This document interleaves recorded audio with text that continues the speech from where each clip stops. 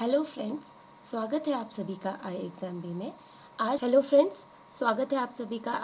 B में। आज बात करेंगे भाषा किसे कहते हैं, भाषा के क्या रूप है, भाषा कितने प्रकार की होती है, भाषा के क्या कौशल हैं, भाषाओं की लिपि कौन सी होती है, लिपि किसे कहते हैं और भाषा और व्याकरण का क्या संबंध है। चलिए शुरू करते हैं। तो सामान्य अर्थ में अगर देखें तो मन के विचारों को व्यक्त करने का माध्यम भाषा होती है। वह माध्यम जिससे व्यक्ति अपने मन की बात को किसी दूसरों के सामने प्रकट कर सकता है।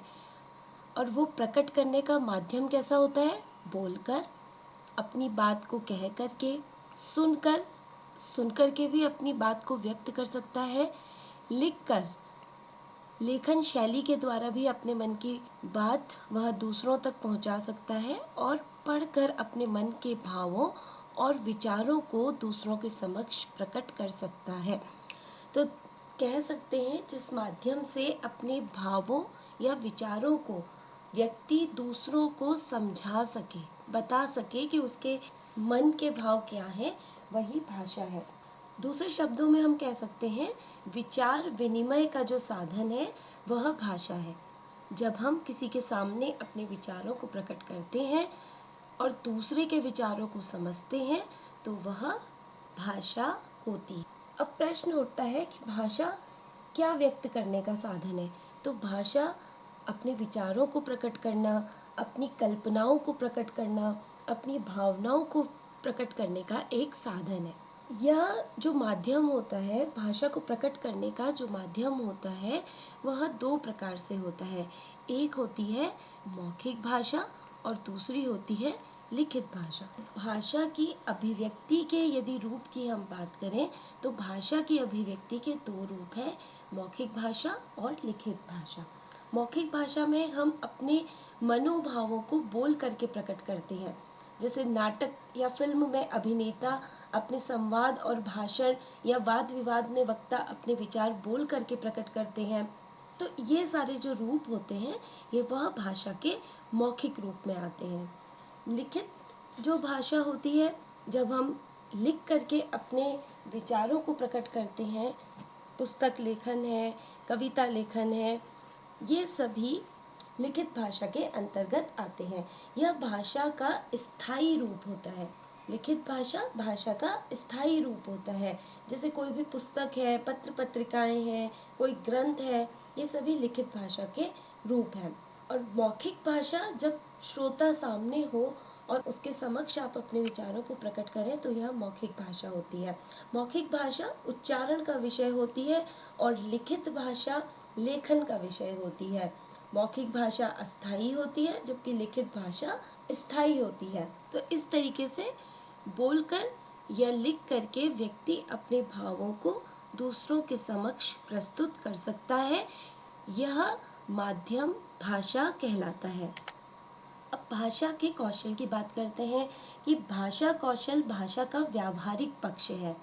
तथ्यों, भावों, विचारों को आप किस प्रकार से प्रकट कर रहे हैं, यह भाषा की जो अभिव्यक्ति का माध्यम है वे कौशल हैं भाषा के। तो सबसे पहला जो कौशल है भाषा का वह है श्रवण।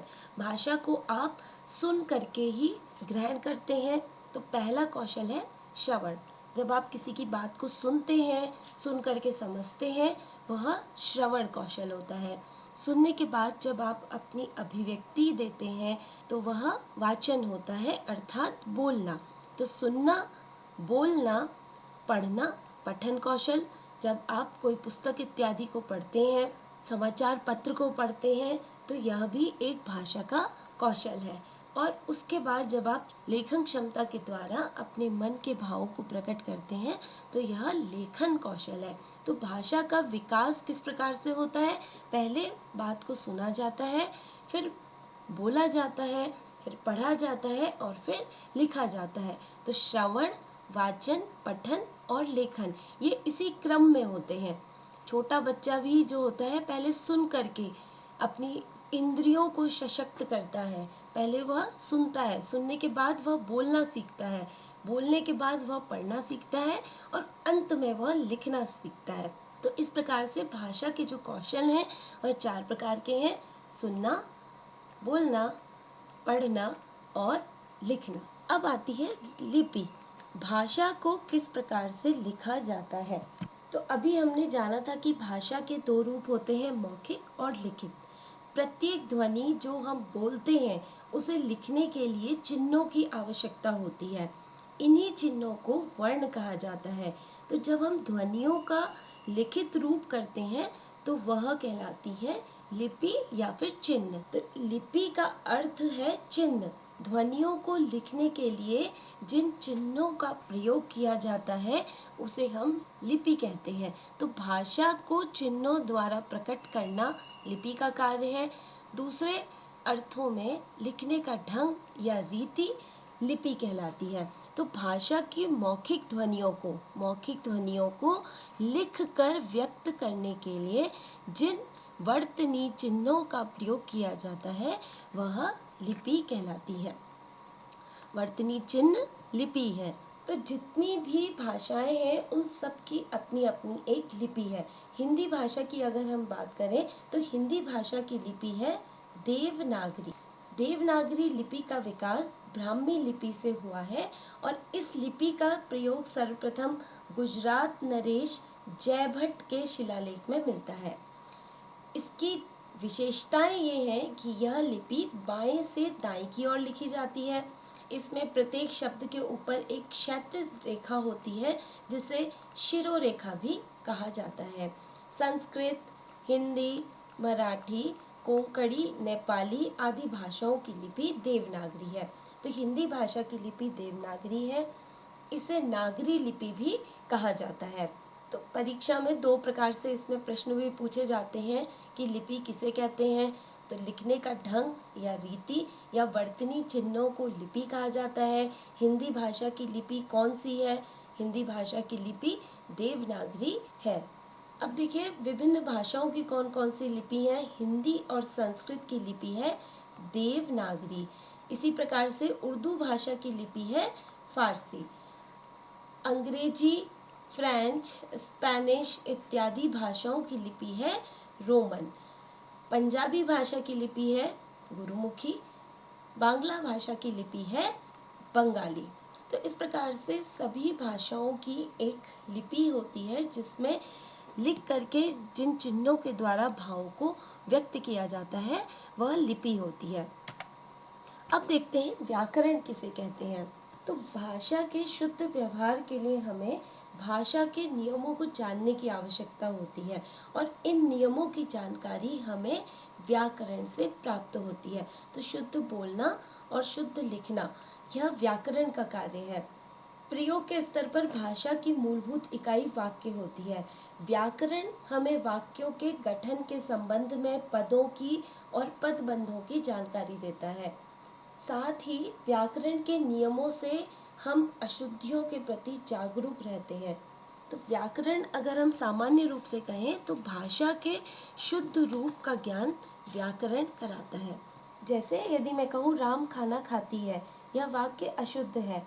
इसका शुद्ध वाक्य होगा राम खाना खाता है, क्योंकि राम पुल्लिंग है इसलिए क्रिया भी उसी के अनुसार होनी चाहिए।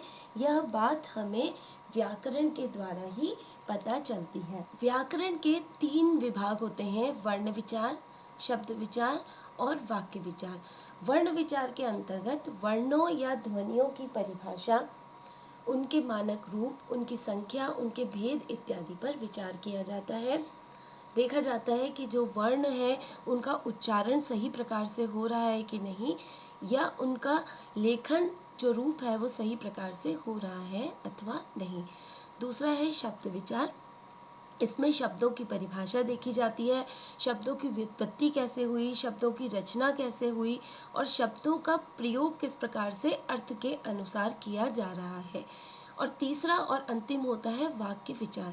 इसमें वाक्य की परिभाषा देखी जाती है, वाक्य की बनावट किस प्रकार की है, वाक्य संज्ञा, सर्वनाम, लिंग, वचन इत्यादि की तरफ से शुद्ध है अथवा नहीं। तो व्याकरण भाषा को शुद्ध बोलना और शुद्ध लिखना सिखाता है। इस प्रकार से आज हमने जो मुख्य बिंदु देखे वह थे, पहला, भाषा के माध्यम से मानव अपने भावों और विचारों का आदान प्रदान करता है। भाषा के दो रूप होते हैं, मौखिक और लिखित। ध्वनियों के लिखित चिन्हों को वर्ण कहते हैं और वर्णों को लिखने की विधि लिपि कहलाती है। भारत में अनेक भाषाएं हैं और उनकी अनेक लिपियां हैं। हिंदी देवनागरी लिपि में लिखी जाती है।